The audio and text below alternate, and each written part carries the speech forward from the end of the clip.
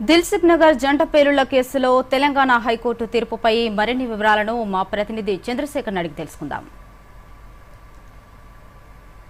చెప్పండి చంద్రశేఖర్ గారు, హైకోర్టు తీర్పుకు సంబంధించి మీ దగ్గర ఉన్న సమాచారం ఏంటి?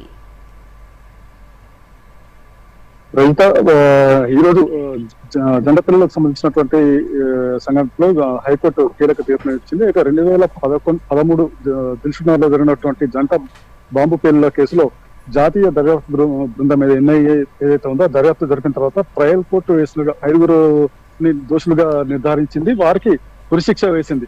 ఈ ఉరిశిక్షను వాళ్ళు సవాల్ చేస్తూ రాష్ట్ర హైకోర్టును వాళ్ళు హైకోర్టులో అతనికి వెళ్లారు. అయితే ఈ రోజు జస్టిస్ లక్ష్మణ్, జస్టిస్ శ్రీ సుధాతో కూడినటువంటి ధర్మాసనం ఎన్ఐఏ కోర్టు ఇచ్చినటువంటి తీర్పును సమర్థించింది. దాంతో పాటు వీరికి ఉరిశిక్షను ఖాయం చేసింది.